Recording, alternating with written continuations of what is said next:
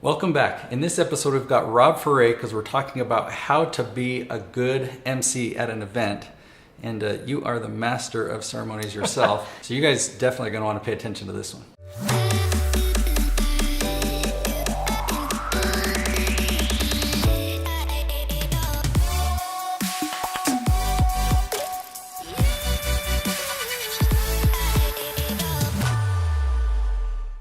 So just to start, let's share a little bit with my audience of where your background comes from. I mean, you worked for Disney, you've done lots of events, you're DJ Rob.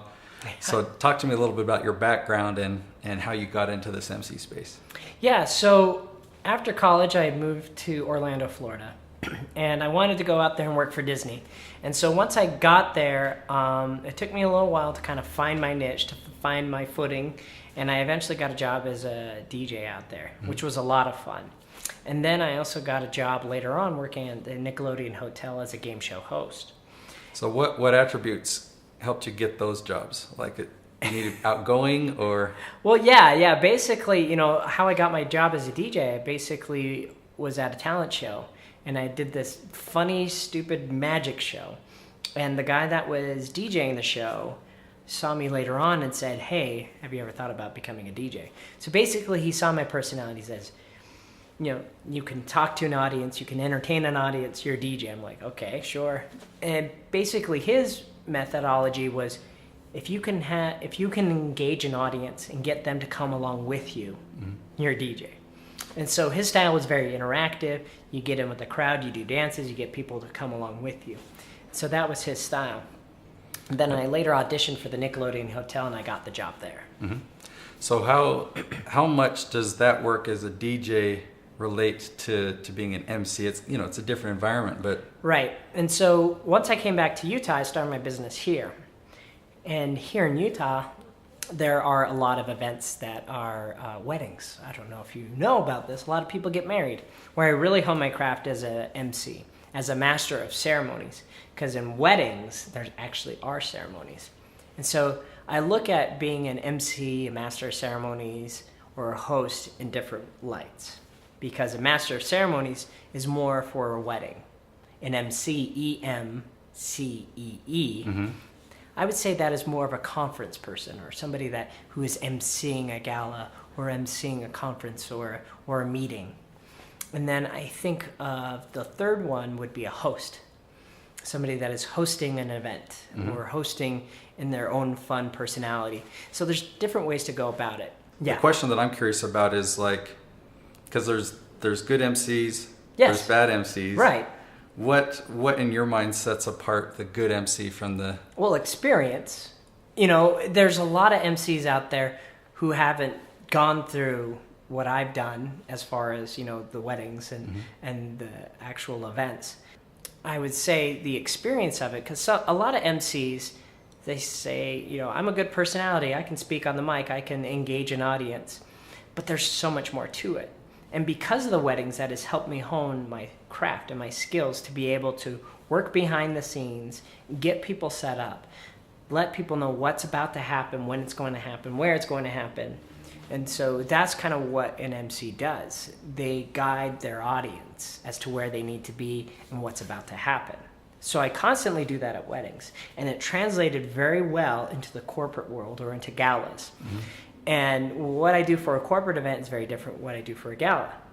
And so there's different types of events. And if you think you can just get out on the stage and be like, "Hey, everybody, let's do this. Let's have some fun," your personality can take you only so far. There's a lot of preparation that goes into it. And I learned that through doing a lot of weddings. Being prepared, knowing who's about to get up, who's about to speak. So emceeing or being a master of ceremonies for toasts has helped me a lot. And so you're talking Toastmasters? No. At a wedding. For toast at a wedding, gotcha. Yes, so let's say you're at a wedding and you're giving a toast. I'll be introducing you. And that's really helped me as I introduce people on the stage at a conference or at a gala. And knowing who's about to get up, how to introduce them, how to set the audience up for what's about to happen. That's what an MC does. Okay, so I can see that makes a lot of sense where you've you kind of honed your skills, honed Yeah. your craft at these weddings, and it translates to the stage. What Yeah. about somebody that's beginning? Would you recommend they take that same path, or No. is there another path that they can take Yes. to get this skill? There's plenty of different paths, and I'm also in the speaking world, and it's hard because, like, how do I get the gigs? What do I do? How do I get into this? And one of the first events I emceed was a gala, and I did it for free.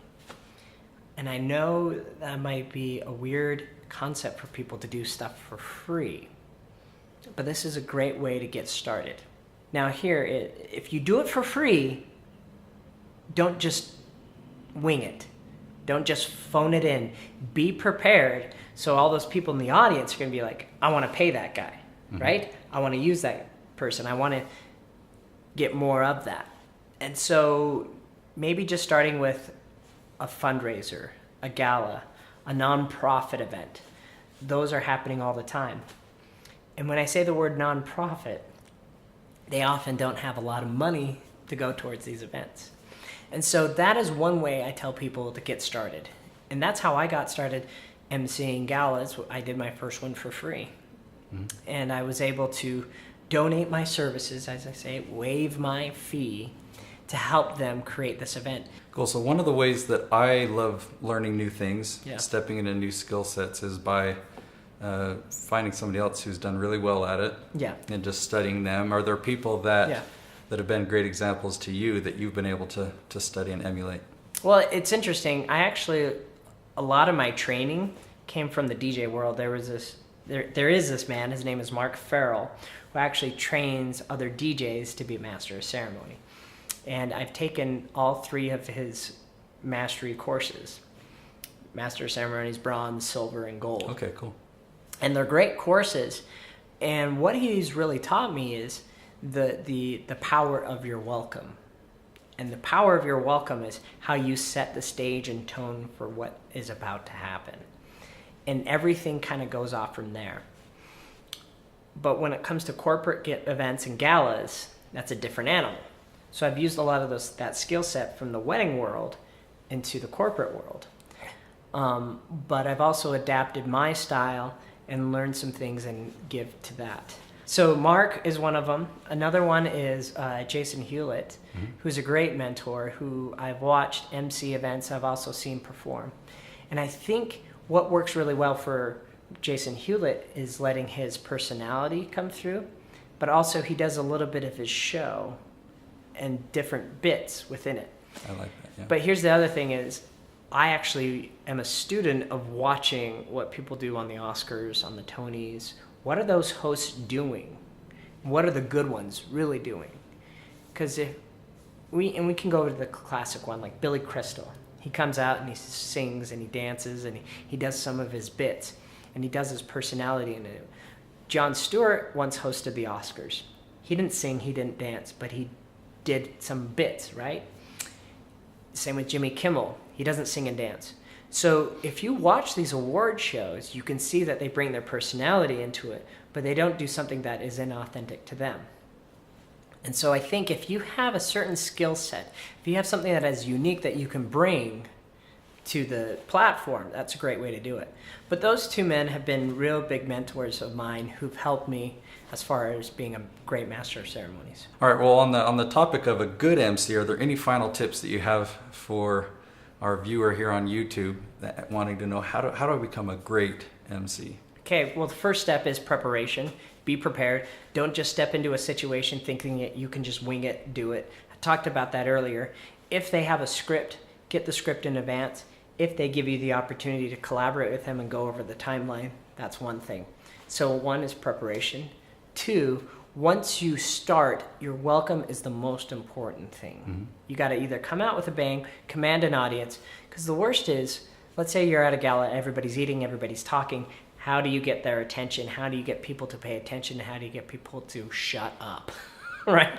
And so that's a very important thing. And so start honing your craft and start knowing how to do a great welcome. Ladies and gentlemen, welcome to Hero TV with your host, Nate Woodbury. Yeah, and everybody's applauding and cheering. You got to give people the opportunity to applaud and cheer. So look at how people are doing it on TV. Look at their applause lines. And so, and then the third thing is know how to transition, know your segues, how to get from one point to the other. Always be prepared to go on stage to follow a presenter, the last person who just spoke. Never let there be a gap. Always be ready to go.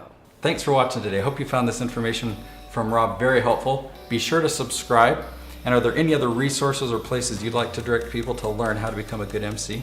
Well, they can always contact me. I'd be happy. I do some coaching. I do some training on that too. So how do they find you? Go to robferre.com, ROBFERRE.com. All right, awesome. We'll see you tomorrow.